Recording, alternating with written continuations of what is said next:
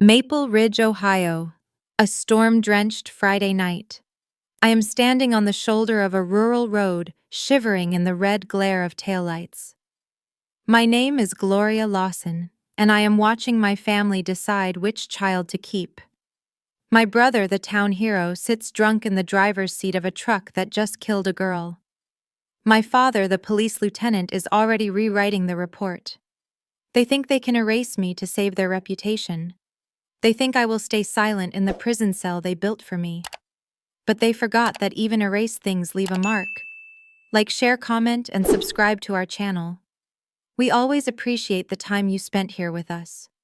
The night my parents sacrificed me, it was raining so hard the blood on the road looked clean. That's the image that stays with me clearer than the headlights or the screaming. It's the way the red washed into the black asphalt, swirling into the gutter like it had never been there at all. I think about that rain every time I look in the mirror and see the face they tried to steal from me. I am driving a rental sedan back toward Maple Ridge, Ohio, the wipers fighting a losing battle against a storm that feels like a reprise of that night 10 years ago. I haven't set foot in this town since the day I left, but the geography is burned into my muscle memory. There's the rusted water tower, the swaying cornfields that act as the town's walls, and the church steeple that rises above the tree line like a warning finger. I'm not the same person who left here. That girl was soft, malleable, a piece of clay my parents thought they could mold into whatever shape kept them comfortable. The woman driving this car is hardened, sharp-edged, and finally ready. They think I'm gone. They think the silence of the last decade means they won. But tonight, they finally get what they earned. To understand why I'm here, why I'm gripping the steering wheel until my knuckles turn white, you need to know what they did to me. You need to know how a family decides which child to keep and which one to throw to the wolves. Before the rain and the blood, I was just Gloria. I was 20 years old, a sophomore at the state university 2 hours away, and I had a plan. I was a journalism major, the kind of student who sat in the front row and actually did the reading. I didn't care about parties or status. I cared about stories. My dream was to move to Chicago or New York to find a newsroom that smelled like stale coffee and ink and use my voice to help people. I wanted to tell the truth about the world. I had a boyfriend back at school, a decent guy named Mark who was studying engineering. We were happy in a quiet, boring way. I was happy. I thought my life was a straight line pointing up. I didn't know that my family was already digging a pit for me, just waiting for the right moment to push me in. To the outside world, the Lawsons were the bedrock of Maple Ridge. My father, Harold Lawson, was a police lieutenant and a Sunday school teacher who wore his authority like a second skin. He was the man people called when they were in trouble, the man who smoothed things over. My mother, Denise, was the queen of the PTA and the church fundraiser circuit, a woman who treated our reputation like a fragile antique that had to be polished daily.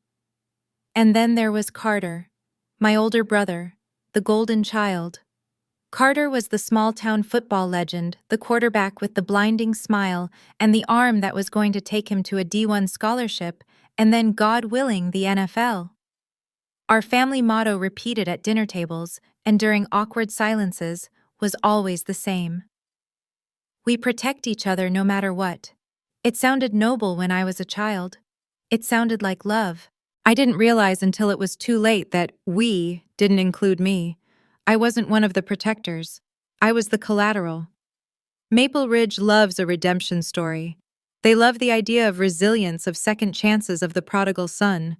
But the town only extends that grace to the people who fit the mold. If you're a Lawson, you're supposed to be perfect. And if you're not perfect, you hide it. That was the unwritten law. The collision between that law and reality happened on a Friday night in November. I had come home for the weekend to celebrate Carter's big game. He'd thrown 3 touchdowns, cementing his legacy, and the town was buzzing. We ended up at a bar on the edge of town, surrounded by his teammates and admirers. I nursed a single drink for an hour before switching to soda. I had an exam on Monday, and I wanted to be fresh. Carter, on the other hand, was drinking like he was invincible. He was loud, slapping back, soaking in the adoration. When the bar started to close, he grabbed his keys. I tried to take them. I remember pleading with him, my voice tight with worry. "Carter, you can't drive. Look at you. Let me drive." He laughed that charming, dangerous laugh and dangled the keys over my head. He bullied me physically, guiding me to the passenger side of his massive pickup truck. "Get in, Glow. Stop being a buzzkill. It's 2 miles. I could drive this road with my eyes closed." I got in. That was my first mistake. I let his confidence override my instinct. We roared onto the dark rural road, the rain starting to spit against the windshield. The cab smelled like stale beer and leather. Carter was buzzing, fumbling with his phone to change the music, his eyes drifting away from the blacktop. I shouted at him to watch the road, but he just turned the volume up. Then the truck swerved. It wasn't a drift. It was a violent jerk as he tried to correct a slide. I looked up and saw a flash of color in the headlights. A red jacket. A figure. The sound was sickening. A screech of tires that didn't bite, followed by a heavy, wet thud that shook the entire frame of the truck. Then, silence. Just the hum of the engine and the rain suddenly pounding the roof. Carter slammed on the brakes, throwing us forward. He was hyperventilating, his eyes wide and panicked, stripped of all that golden boy arrogance. "She came out of nowhere," he screamed, hitting the steering wheel. "She ambushed us. You saw it, right? She jumped out." My heart was hammering against my ribs like a trapped bird. I scrambled out of the truck into the downpour. The air was freezing. In the red glow of the taillights, I saw a crumpled shape on the shoulder of the road. I ran to her, my knees hitting the wet gravel. It was a girl. She was twisted at an unnatural angle, her breathing ragged and shallow. I recognized the cheer jacket immediately, Maple Ridge High. I brushed the wet hair from her face and felt the bile rise in my throat. It was Amber Reed. I knew her. She was a junior. She tutored kids at the library. "Call 911. I screamed back at the truck. Carter was standing by the open door, pale as a ghost, phone in hand. But he wasn't dialing 911. He was staring at the screen, his thumb hovering his face, a mask of calculation and terror. Minutes later, before an ambulance siren even cut through the night, a car pulled up behind us. No lights, no siren, just a personal vehicle. My father stepped out. He was wearing his police jacket over his pajamas. Someone Carter had called him directly. Harold Lawson didn't run. He walked with a terrifying, efficient calm. He surveyed the scene in seconds, the skid marks, the dented front of Carter's truck, Amber bleeding on the ground and Carter shivering and smelling of alcohol. He knelt beside me for a moment, checking Amber's pulse, his movements practiced and cold. "She's alive," he muttered. "Barely." Then he stood up and looked at Carter. He didn't yell. He didn't arrest him. He just looked at his son with a mixture of disappointment and resolve. Then he turned his eyes to me. The look on his face wasn't fatherly. It was the look a general gives a soldier before ordering them on a suicide mission. "Gloria," he said, his voice low enough to slide under the sound of the rain. "Don't say a word to anyone. Not the EMTs, not the responding officers. Go home. Take my car. We'll talk there." I stood there soaked in rain and shock, looking from my father to my brother. I thought my parents were going to help me tell the truth. I thought he was sending me home to spare me the trauma of seeing the ambulance load Amber's broken body. I was so naive. As I watched the blue lights finally flicker in the distance, I didn't know that my life as I knew it had ended the moment that truck made contact. I didn't know they were about to erase me instead. The kitchen was silent when I walked in, a silence so heavy it felt like the air pressure had dropped before a tornado. I was still shivering, my clothes damp and clinging to my skin, smelling of rain and the metallic tang of adrenaline. I expected chaos. I expected my mother pacing, my father on the phone, Carter crying. Instead, I walked into a tribunal. They were already seated around the oak table. My father Harold sat at the head, his hands clasped over a stack of papers. My mother Denise sat to his right, her face pale but composed, her makeup perfectly fixed despite the hour. Carter was slumped in the chair opposite them, staring at his hands. There were 3 mugs of coffee on the table, steaming, untouched. There was no 4th mug. I stood in the doorway, water dripping from my hair onto the linoleum, and realized with a sickening lurch that I wasn't joining a family crisis meeting. I was the subject of it. I had walked into an interrogation room. "Sit down, Gloria," my father said. It wasn't an invitation. I pulled out the wooden chair, the legs scraping loudly against the floor. "Is she okay?" I asked, my voice cracking. "Amber, did you hear anything?" "She's critical," Harold said flatly. "Head trauma. Internal bleeding. They're airlifting her to Columbus. The media is already sniffing around. I've had 3 calls from reporters before I even parked the car." He looked at me, then at Carter. Carter refused to look up. He looked small, a terrified boy inside the body of a linebacker. "We have a situation." Harold continued, his voice devoid of emotion, as if he were briefing a squad room. "If Carter is charged with this, it's over. The scholarship is gone. The D1 offer is rescinded. His future is dead on arrival. He goes to jail, Gloria. The town loses its hero, and the Lawson name gets dragged through the mud for a generation." "But he was driving," I whispered. "He was drunk." "That's a detail," Denise cut in. Her voice was sharp, brittle. "Facts are malleable, Gloria. Consequences are not." She leaned forward, her eyes locking onto mine. "You're the writer, honey. You're smart. You can rebuild. You can go back to school eventually. But Carter is an athlete. His window is now. If he misses this, he has nothing. It's simple math." I stared at her, unable to process the words coming out of her mouth. They weren't talking about justice or guilt. They were talking about asset management. "You want me to take the blame," I said. It wasn't a question. "It's a temporary sacrifice," Harold said, sliding the stack of papers across the table toward me. It was a handwritten statement penned in his neat, blocky handwriting. "For the greater good of this family. You say you were driving. You say you lost control on the wet road. You're clean, no alcohol in your system. It's an accident, reckless driving maybe, but not a DUI. You get a slap on the wrist. Carter stays clean. We protect each other." "No," I said, pushing the paper back. "No, I won't do it. Amber might die. I can't go to jail for something I didn't do." The temperature in the room plummeted. Denise's face hardened, the mask of the loving mother slipping to reveal something vicious underneath. "If you love your brother, you will help him. Do you want to see him destroyed? Do you want to be the reason this family falls apart?" "I didn't hit her," I shouted, standing up. "Sit down," Harold barked. The command slammed me back into the chair. He leaned in, his police authority pressing down on me. "Let's be clear about what happens if you don't sign this, Gloria. You're 20 years old. You have no money, no apartment, no degree. If you walk out that door and tell the truth, we cut you off. Tuition stops tomorrow. You're out of this house. And I will make sure everyone in Maple Ridge knows you were driving, that you tried to pin it on your brother to save your own skin. Who do you think they'll believe? The respected lieutenant and the star quarterback? Or the jealous sister?" I looked at Carter, begging him to say something. "Carter, please, tell them."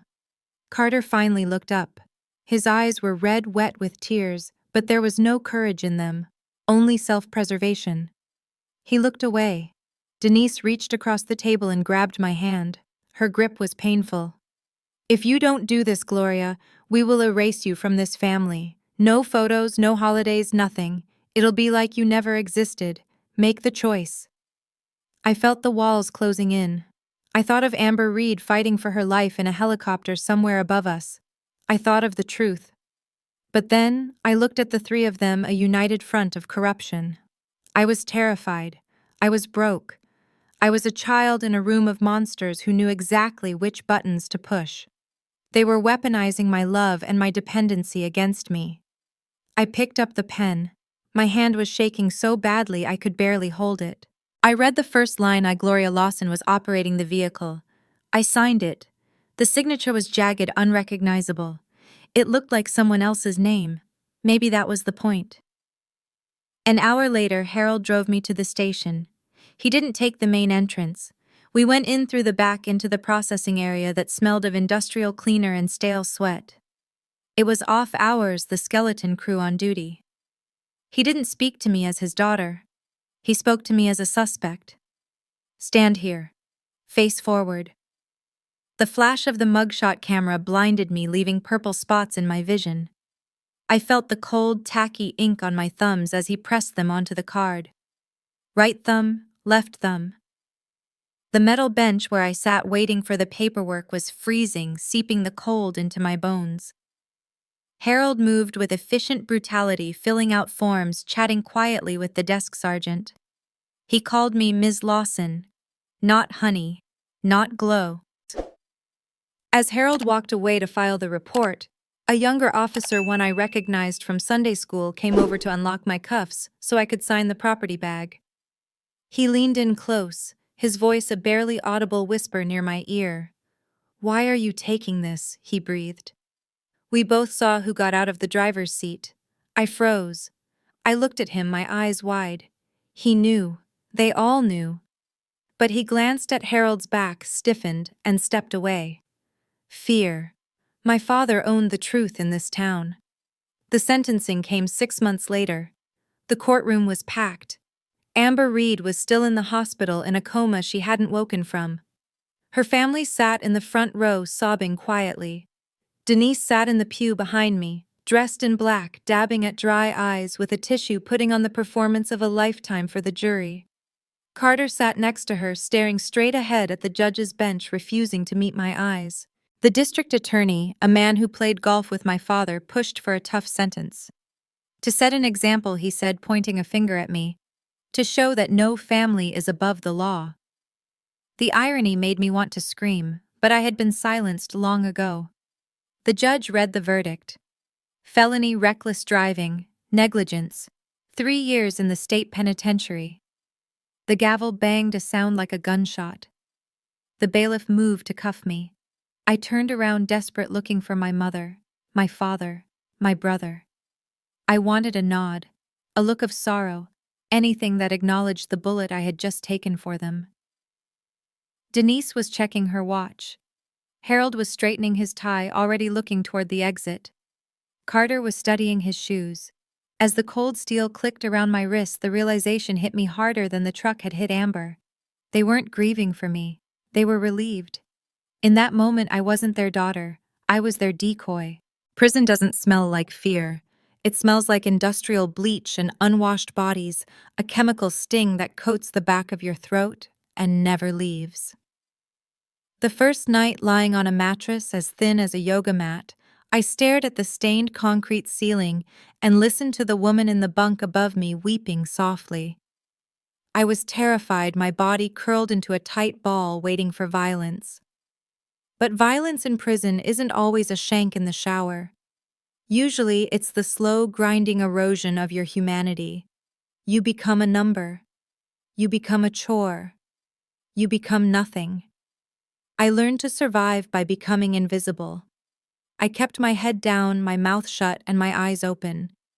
I saw how the system chewed women up and spat them out, how it was designed to keep them broken.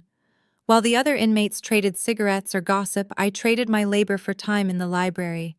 It became my sanctuary. I devoured legal texts, studying statutes and case law until my eyes blurred.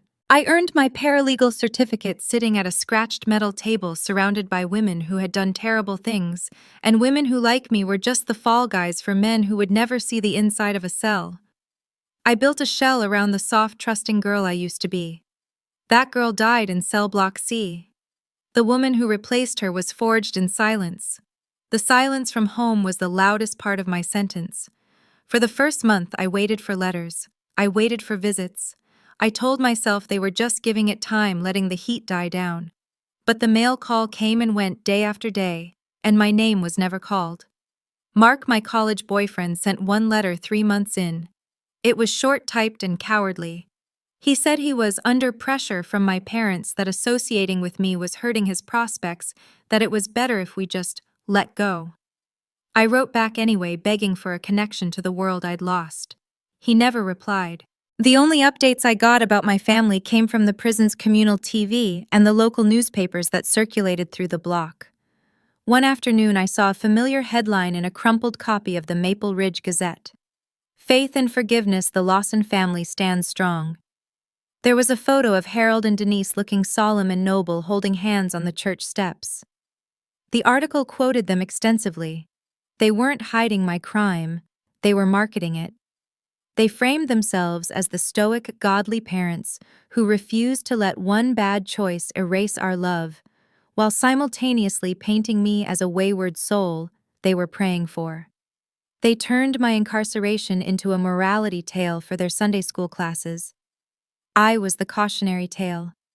They were the saints suffering the burden of a black sheep.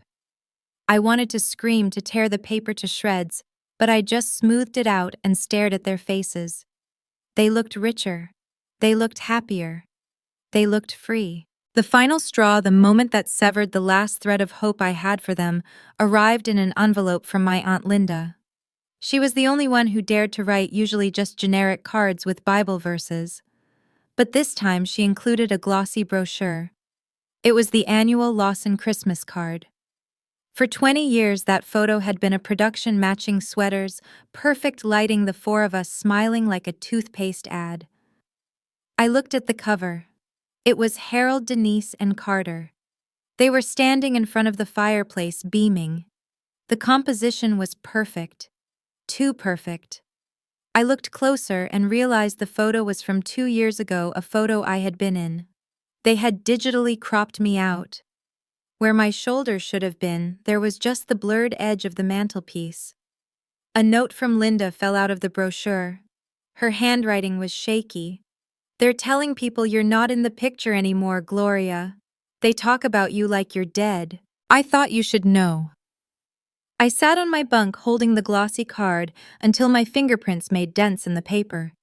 It wasn't just that they had sacrificed my future, they were actively rewriting the past. They were trying to erase me completely. If I didn't exist, then the accident didn't exist. If I didn't exist, the lie was safe. I didn't cry. I didn't tear the card up. I tucked it inside my pillowcase. It was fuel. When my parole hearing finally came, I was ready. I walked into the room with my hands clasped my face, a mask of disciplined contrition. I said what they wanted to hear. I expressed remorse. I talked about rehabilitation. The board approved my release in 10 minutes. I was a model prisoner, a non-violent offender, a ghost. I returned to Maple Ridge only to pick up my things. The house looked exactly the same, manicured and imposing, but walking through the front door felt like stepping into a museum dedicated to strangers. Denise met me in the foyer. She didn't hug me. She didn't ask how I was. She checked her watch. "We have a dinner engagement at 6, she said, as if I were a delivery driver who had arrived at an inconvenient time. "Your boxes are in the garage." "I wanted to see my room," I said, my voice raspy from disuse. She hesitated, then sighed. "Make it quick." I walked up the stairs, my hand ghosting over the railing. I pushed open the door to my bedroom and stopped dead. It wasn't my room anymore. The posters were gone. The bed was gone.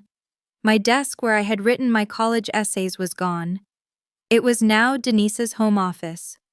The walls were painted a sterile beige.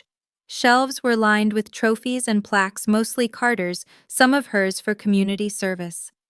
There was no trace that Gloria Lawson had ever slept here, dreamed here, or lived here. It was a complete excision. I went back downstairs. Harold and Carter were in the kitchen. Carter looked thicker, his college athlete muscle turning into soft post-grad bulk. He wouldn't look at me.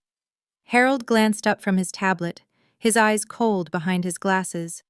"You'll need to move on," Harold said, not looking up again. "It's not good for the community if you stay here. People talk. We were thinking the city," Denise added, breezy and helpful, like she was suggesting a vacation spot, somewhere more affordable. "You can start over, where no one knows you." She was pushing me out like garbage. They had used me up, and now they were discarding the husk. "I'm leaving," I said. The words felt heavy, final. But you didn't have to do this. You didn't have to erase me. We did what we had to do to survive. Denise said, her voice dropping to a hiss. Don't be dramatic, Gloria. We saved you from a much worse sentence. I walked out to the garage, grabbed the duffel bag they had packed for me, containing a few clothes and my paralegal certificate, and walked down the driveway. I didn't look back. I walked 3 miles to the bus station, the weight of the bag cutting into my shoulder. I bought a one-way ticket to Chicago. As I sat on the dirty plastic bench waiting for the Greyhound, a burning vow ignited in my chest. If they could erase me that easily, then someday I'd erase the story they told about themselves. I boarded the bus and took a window seat. As the engine roared to life and Maple Ridge began to slide away, I pulled out the cheap smartphone I'd bought at a pawn shop with my gate money. My fingers hovered over the screen. There was one thing I had never been able to check in prison. One loose end. I typed the name into Google. Amber Reed. The search results loaded instantly. My breath hitched and the world seemed to tilt on its axis. The first result was an obituary. Amber Reed, 17. Beloved daughter and sister, passed away on December 14th. She had died. She died 2 weeks after the crash. My parents never told me. The lawyer never told me. I had pleaded guilty to reckless driving causing injury, but the girl was dead. They had let me believe she was recovering, that my sacrifice was for a life that was still being lived. But she was gone. And if she was dead, then Carter hadn't just committed assault or a DUI. He had killed someone. And my parents had covered up a manslaughter. I stared at the phone screen until it went black, the reflection of my own eyes staring back at me, wide, horrified, and suddenly terrifyingly awake. They didn't just sacrifice me. They sacrificed the truth. And now I had to find a way to dig it up. 5 years is a lifetime when you're rebuilding from zero. By the time I turned 27, the girl who cried in a prison cell was gone, replaced by a woman who knew how to navigate the cracks in the system. I was living in Chicago in a third-floor walk-up that rattled every time the L train passed. It wasn't much, but it was mine. I worked as a senior paralegal at a nonprofit legal clinic, spending my days fighting for people the city had forgotten, wrongfully evicted tenants, teenagers coerced into confessions, immigrants cheated by landlords. I had become a quiet shark in the murky waters of bureaucracy. I learned how to weaponize paperwork, how to follow a paper trail until it bled, and how to make noise when people wanted silence. My personal life was a fortress. I had roommates I kept at arm's length, and a few friends who knew nothing about my past in Maple Ridge. Miguel Santos, a staff attorney at the clinic, was the closest thing I had to a confidant. He was kind, with patient eyes and a passion for justice that rivaled my own, but every time he tried to step closer, I stepped back. I couldn't explain to him that my family was a landmine I was still standing on. I couldn't explain that I wasn't just working for justice. I was training for war. The war found me on a Tuesday night, delivered by an algorithm. I was scrolling through social media, winding down after a 12-hour shift, when a sponsored video popped up in my feed. The thumbnail froze my blood. It was a professional graphic featuring my parents' smiling faces and the title, "The Lawson Family Hope Center, Turning Pain into Purpose." My thumb hovered over the screen, trembling. I shouldn't have clicked it. But I did. The video opened with drone shots of Maple Ridge, the church steeple gleaming in the sun. Then it cut to a stage. My father, Harold, was wearing a suit, looking distinguished and grave. My mother, Denise, stood beside him, clutching a microphone like it was a scepter. And there, standing tall and polished, was Carter. He was older now, his football bulk refined into a politician's silhouette. "We almost lost our daughter to the darkness," Denise said to the camera, her voice thick with rehearsed emotion. "She made a terrible mistake. But we realized that we couldn't let that mistake define our family. We had to turn our pain into purpose." The video cut to Carter speaking at a podium. "My sister's struggle taught me that everyone deserves a second chance," he said, flashing that winning smile. "That's why I'm running for state representative. Because nothing can erase family, and nothing should erase our future." The applause in the video was thunderous. I sat in my dark apartment, the blue light of the phone illuminating my face, and felt a cold, white-hot rage settle in my gut. They were using me. They had taken the life they stole from me, the reputation they destroyed, and turned it into a campaign slogan. They were building a political dynasty on the grave of my future and the unacknowledged grave of Amber Reed. I closed the app, opened my laptop, and started typing. It was time to go to work. My first stop wasn't a database, it was a person. I took a personal day, rented a car, and drove 3 hours to the outskirts of Maple Ridge. I tracked down Lydia Reed, Amber's older sister. She was living in a small, run-down house 2 towns over, far enough away to escape the Lawson shadow but close enough to visit the cemetery. When she opened the door and saw me, her face twisted in hate. "You!" she spat, moving to slam the door. "You have some nerve coming here." "I didn't kill your sister Lydia," I said quickly, jamming my foot in the doorframe. "Carter did." She froze. "You were driving. You confessed." "I was coerced," I said, holding up a manila envelope. "I have the medical reports from that night. I have the timeline. Carter was the one drinking. Carter was the one driving. My father covered it up to save his scholarship. They sacrificed me, but they erased Amber." Lydia hesitated, then opened the door. We sat at her kitchen table for hours. I showed her the court transcripts, pointing out the inconsistencies I had learned to spot as a paralegal. I walked her through the impossible physics of the crash report. I told her about the Lawson Family Hope Center and how they were using Amber's tragedy without ever speaking her name to fund their lifestyle. By the time I finished, Lydia wasn't looking at me with hate. She was looking at me with the same cold fury I felt. We formed an alliance right there, 2 women bound by the same ghost. Back in Chicago, I turned my attention to the money. The Lawson Family Hope Center was a registered 501c3. That meant their tax records were public if you knew where to look. I pulled their 9-90 forms for the last 3 years. On the surface, it looked legitimate grants for at-risk youth community outreach programs. But I started cross-referencing. I found payments to a consulting firm registered to Denise's maiden name, tens of thousands of dollars for administrative strategy. I found youth leadership retreats held at luxury resorts that coincided with Carter's campaign stops. But the biggest red flag was the overtime. The center paid for community policing security details. The payments went directly to the Maple Ridge Police Department's discretionary fund, which was managed by Lieutenant Harold Lawson. It was a circle of grift. They were taking state and federal grant money, laundering it through the nonprofit, and funneling it into Carter's campaign and their own pockets. But financial fraud wasn't enough. I needed the smoking gun. I needed to prove the original sin. I had filed Freedom of Information Act requests for the original crash report and the dashcam footage from the responding cruiser, my father's cruiser. The department stonewalled me for months. Records lost, they said.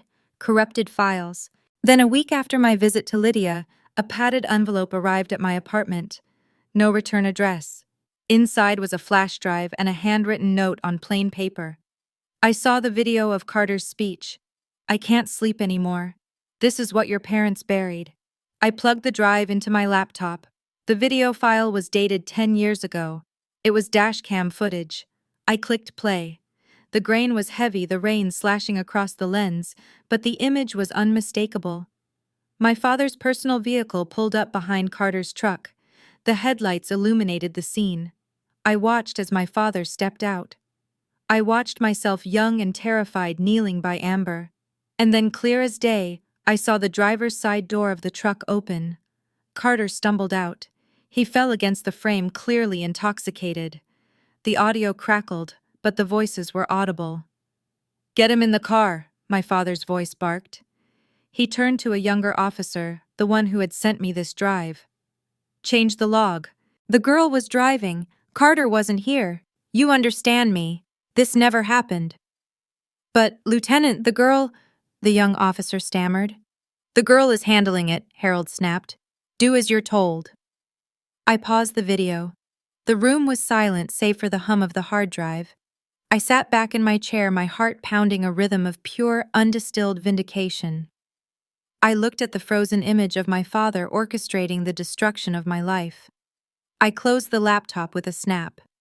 They didn't just sacrifice me. They sacrificed the truth, and now I had proof. The trap was set not in a dark alley or an interrogation room, but in the sanctuary of the First Community Church of Maple Ridge. It was the perfect stage for their final performance. Carter had chosen this venue for his televised town hall to unveil his flagship legislative proposal, the Erase the Past Act. On paper, it was a bill designed to help nonviolent offenders expunge their records. In reality, it was a vanity project built on the corpse of my reputation, a way to monetize my redemption for his political gain. He was going to stand on a stage bathed in stage lights and tell the world how his family's love had saved me. I wasn't going to let him finish that sentence. I had spent the last week in a war room in Chicago with Lydia Reed and Rachel Kim, an investigative journalist known for shredding corrupt city officials. We had the dash cam footage. We had the original crash report. We had the bank statements showing the flow of grant money into Carter's campaign. But evidence in a folder wasn't enough for the Lawsons. They controlled the narrative in this town. If we released it online, they would spin it as a deep fake or a smear campaign. I needed to break them in front of the people who worshipped them. I needed witnesses. I had reached out to the church's head AV technician, a guy named Marcus, who I'd known in high school. He had always hated the way the deacons treated the staff. I showed him the dashcam video over a cup of coffee 2 days ago. He didn't ask for money. He just looked at me pale and angry and gave me the access codes to the projector system. Driving back into Maple Ridge felt like driving into a combat zone. The sun was setting, casting long, bloody shadows across the cornfields. I parked my rental car 3 blocks away and walked to the church, pulling my hood up against the chill. The marquee out front was blindingly bright. Tonight, a family's journey from shame to hope, featuring Carter Lawson. I slipped in through a side door Marcus had left unlocked.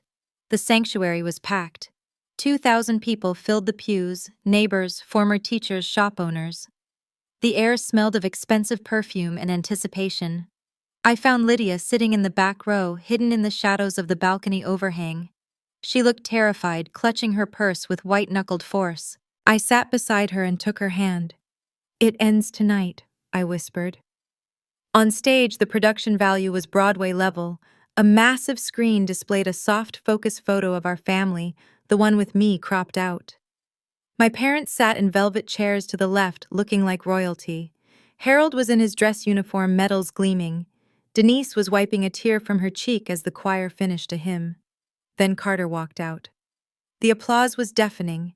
He looked every inch the statesman, tall, handsome, radiating false humility. He took the podium and waited for the silence to settle. "Friends," he began, his voice dropping to that practiced, intimate register. "We all make mistakes. My sister Gloria made a terrible one years ago, but our family refused to erase her. We stood by her when the world turned its back. We bore the shame so she could find the light." I felt the bile rise in my throat. Beside me, Lydia was trembling.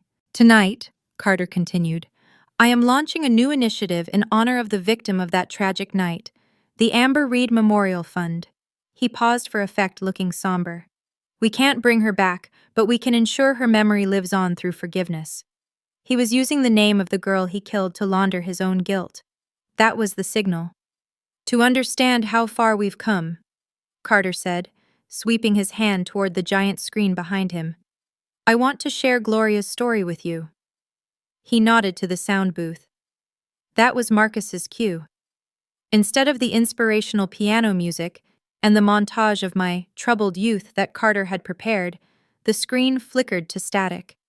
A harsh scratching sound tore through the speakers. Then the image resolved. It was dark, rainy. The date stamp in the corner was 10 years old. The congregation gasped. On screen, the headlights of a police cruiser cut through the storm. My father, 10 years younger, stepped into the frame. The camera shook as the cruiser rolled forward. And then there he was, Carter, stumbling out of the driver's side of the truck, falling against the metal, clearly wasted. "She came out of nowhere," On screen, Carter slurred, his voice booming through the church's state-of-the-art sound system. The silence in the room was absolute. 2,000 people stopped breathing. On screen, Harold grabbed the younger officer. "Change the log. The girl was driving. Carter wasn't here." Then an overlay appeared on the video, a graphic Rachel and I had built. On the left, the dashcam footage of Carter driving. On the right, the police report signed by Harold Lawson naming Gloria Lawson as the driver. The contradiction was undeniable. It was 50 feet high. Carter froze at the podium. He looked back at the screen, his mouth opening and closing like a fish. Harold stood up, his face purple, shouting something that was lost in the shockwave. Denise was gripping the arms of her chair, looking around wildly for someone to blame. I stood up. I lowered my hood. I walked down the center aisle.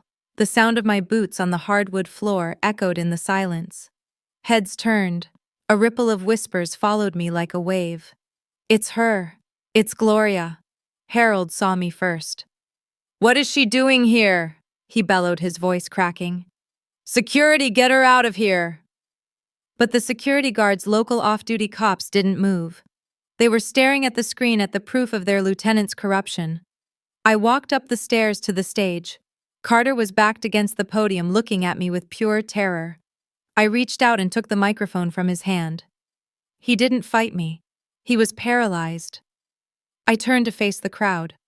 The lights were blinding, but I could see the faces in the front row. My parents. "My name is Gloria Lawson," I said. My voice was steady, cold, and amplified to the rafters. "I went to prison for 3 years for a crime my brother committed while my parents watched." Denise stood up, screeching.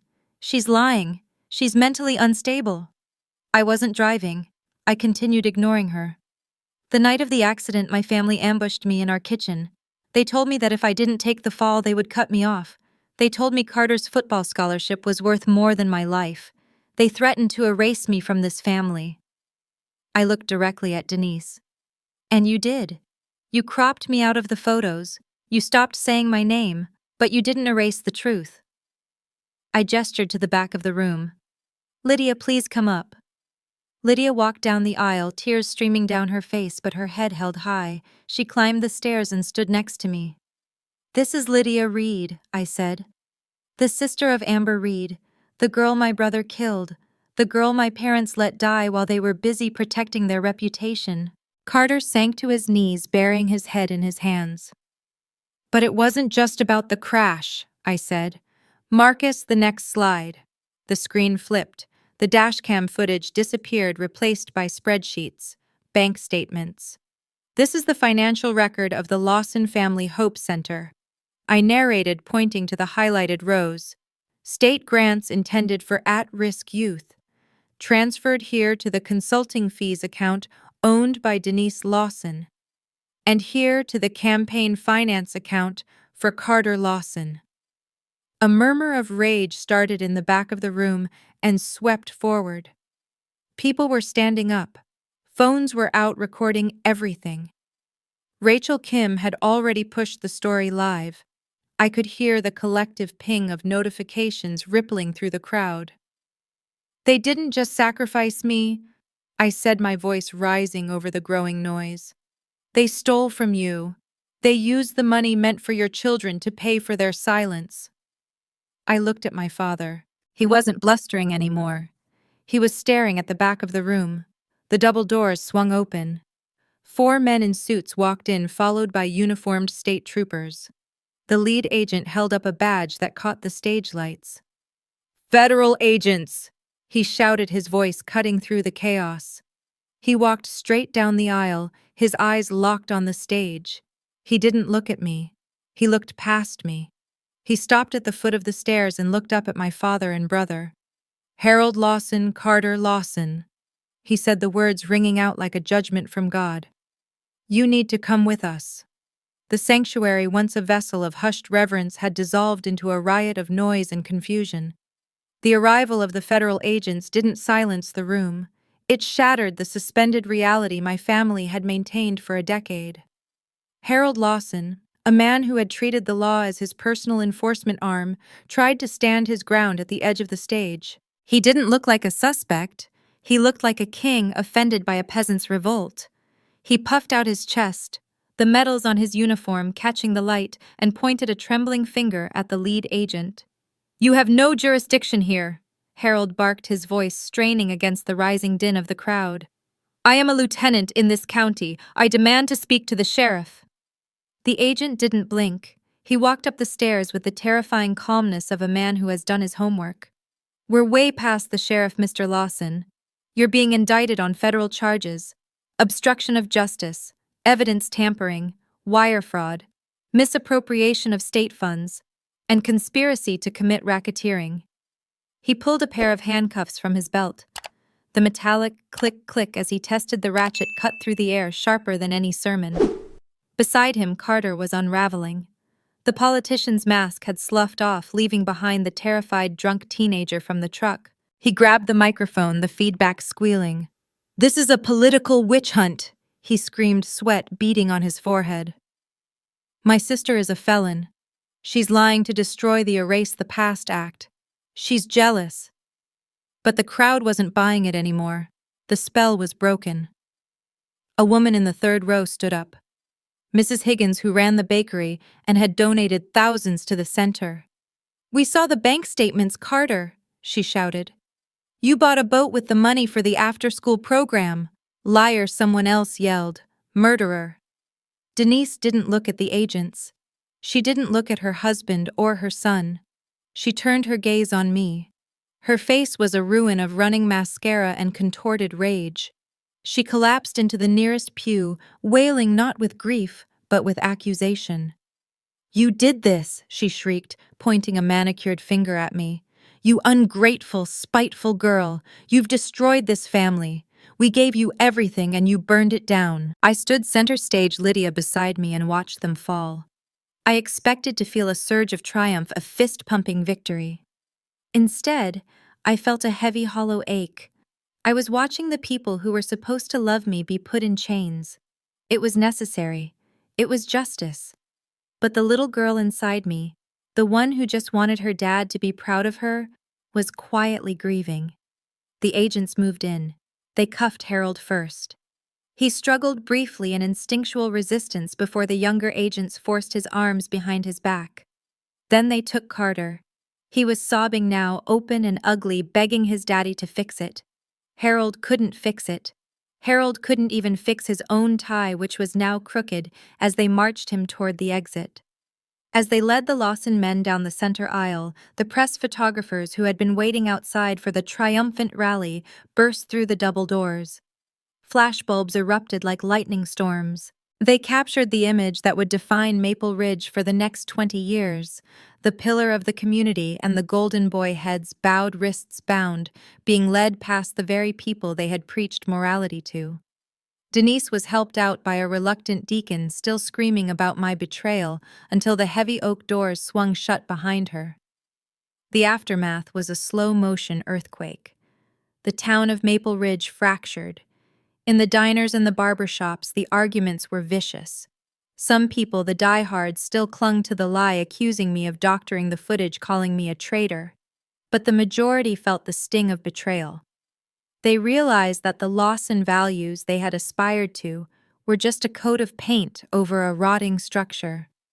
The church elders issued a public apology 2 days later, admitting they had prioritized image over integrity and promising a full audit of their own books. But the only message that mattered to me came in a plain white envelope delivered to my hotel room by a courier. It was from Amber Reed's parents. They were too broken to attend the town hall, too exhausted by a decade of grief. The note was short, written in shaky cursive.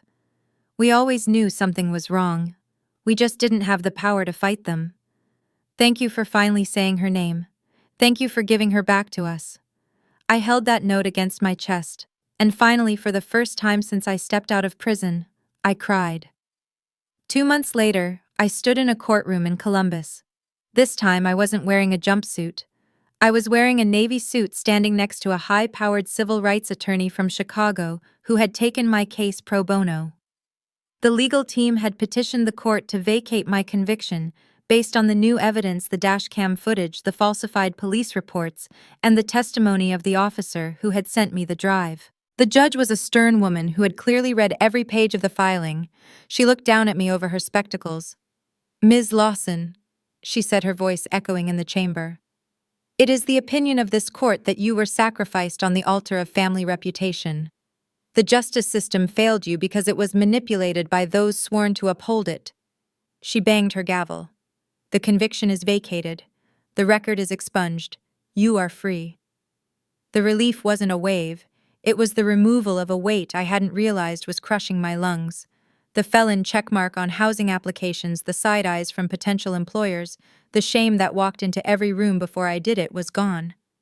For the first time since I was 20, my name wasn't followed by a number.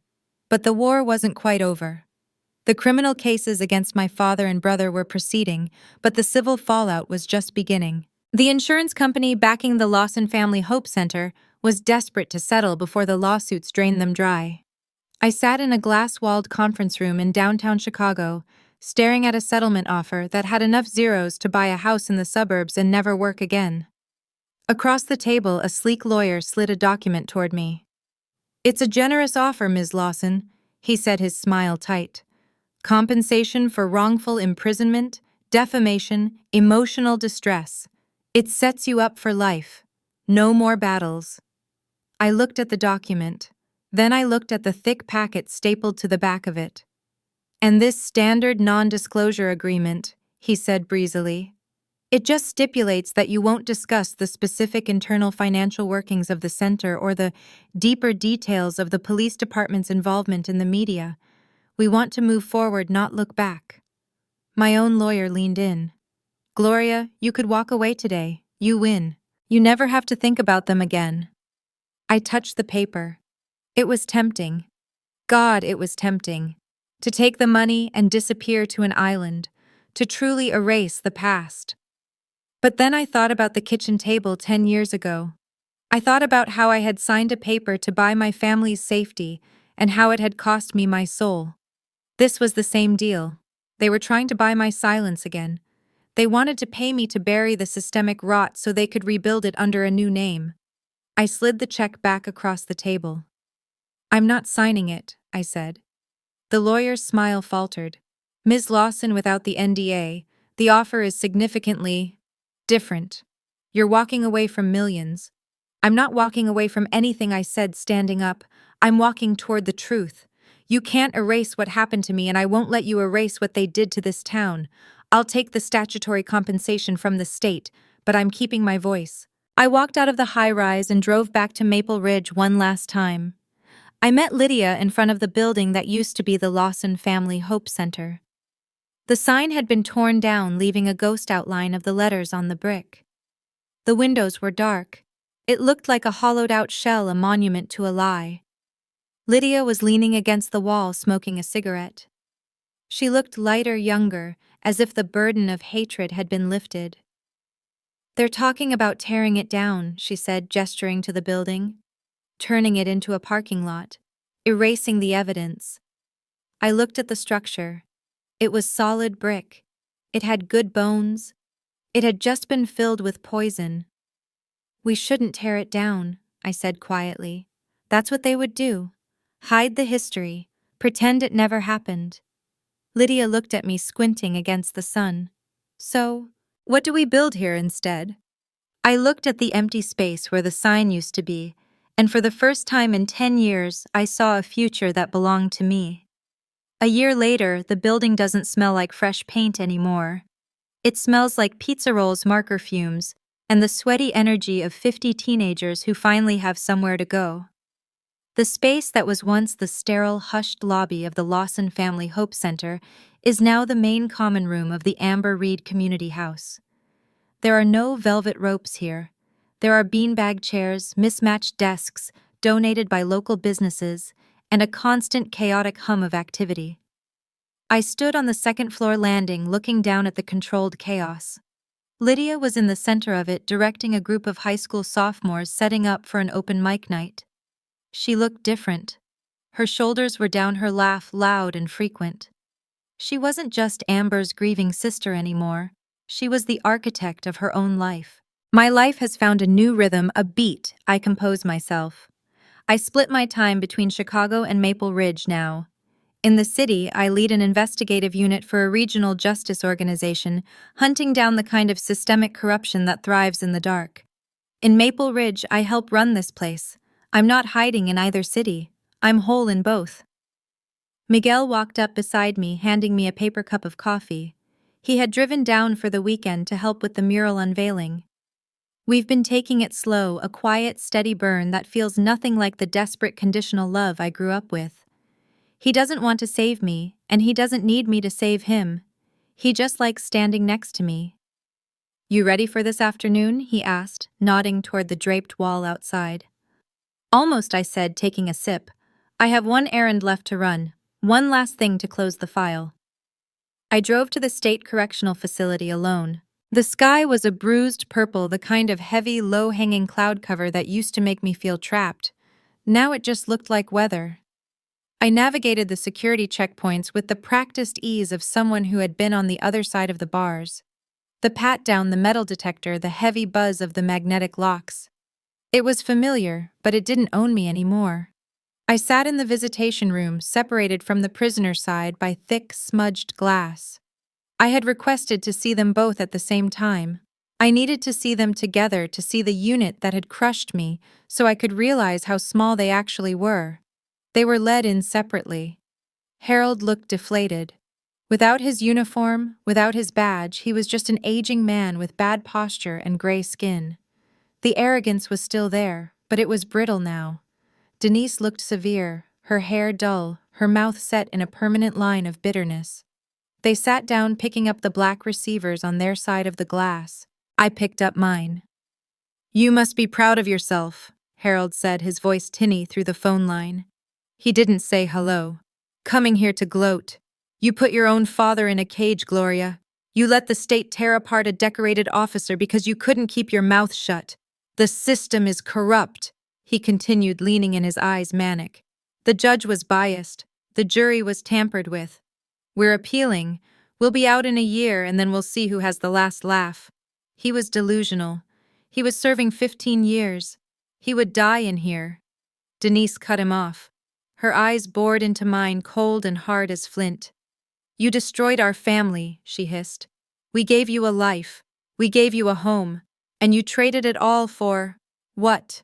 For revenge. Look at us, Gloria. Look at where we are.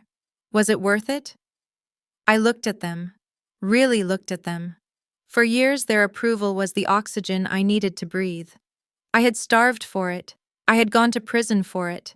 But sitting here looking at two people who refused to take responsibility for a single moment of their lives, I felt the last tether snap. "I didn't destroy our family," I said calmly. My voice didn't shake. "You destroyed it the night you ambushed me in that kitchen. You sat me down at a table and decided that my life was less valuable than Carter's throwing arm. You sacrificed your daughter to save your son's reputation. We were protecting you," Denise shrieked, slamming her hand against the counter. "No," I said. "You were protecting the lie. You tried to erase me. You cropped me out of the photos. You stopped saying my name. You thought if you erased me, you could erase the crash. But all you did was erase the only person in that house who actually loved you enough to take a bullet for you." Harold sneered. "You're no daughter of mine. You have no legacy. You're nothing." "You taught me what a legacy is, Dad," I said. "You taught me that a legacy built on lies is just a house of cards, so I'm choosing a different one." I didn't wait for their response. I didn't wait for them to beg or scream or forgive me. I didn't need their forgiveness. I hung up the phone. The plastic click was the most satisfying sound I had ever heard. I stood up and turned my back on them. Through the glass, I could hear Denise shouting, her mouth moving in a silent scream, but I didn't look back. I walked out of the visitation room, down the long gray corridor, and out into the parking lot. The air outside was cold and crisp. I took a deep breath, filling my lungs. The ache was still there. The little girl who wanted her mommy and daddy would always be weeping somewhere deep inside me. But it didn't drive the car anymore. I was free, unambushed. I drove back to the community house just in time for the workshop. I stood at the front of the room looking at 20 teenagers who were scribbling furiously in notebooks. This was the Truth in Storytelling workshop, my pet project. Listen to me, I told them, leaning against the desk. People will try to tell you who you are. Your teachers, the cops, your neighbors, even your parents. They will try to write your story for you. They'll tell you that you're a troublemaker or a victim or a mistake. I paused, catching the eye of a girl in the front row who reminded me of myself at 16, eager, anxious, desperate to be good. But here's the truth, I said. No one, not the courts, not your parents, not this town gets to erase you. You hold the pen. You decide who you are. And once you write it down in ink, no one can take it away from you. We moved outside for the final ceremony. The sun had broken through the clouds, bathing the brick wall in golden light. A crowd had gathered, neighbors, shopkeepers, the kids, Lydia, Miguel. Even the mailman who used to deliver the letters my parents threw away was there. Lydia handed me the rope. Together, she asked. Together, I said. We pulled. The canvas sheet fell away, revealing the mural that covered the entire side of the building. It was vibrant, painted in splashes of defiant color. In the center was Amber Reed, painted from a photo where she was laughing, full of life. Next to her was me, looking forward, a notebook in my hand. And around us were silhouettes, faceless, diverse, representing every kid who walked through those doors. Across the top, in bold, unmissable letters, were the words, "We are not erased." The crowd cheered, a sound of genuine joy that washed over the neighborhood. I felt Miguel's hand on my shoulder, solid and warm. I looked at Lydia, who was crying, happy tears pointing at her sister's face. I looked at the mural, then out at the street where the rain had once washed away the blood. My parents once threatened to erase me to save themselves. They thought I was a detail they could edit out. Instead, I erased their lie and wrote something better in its place. I am Gloria Lawson, and this is my story. As Gloria closes the door on the past, her act of erasing the lie becomes a new foundation for the community she left behind. If you were in Gloria's position, what choice would you have made regarding the settlement money? Let us know below. We read every single comment of your thoughts. Don't forget to subscribe for more deep dives into complex narratives of justice and betrayal. Thank you for listening. This has been a story from Radiance. We'll see you next time.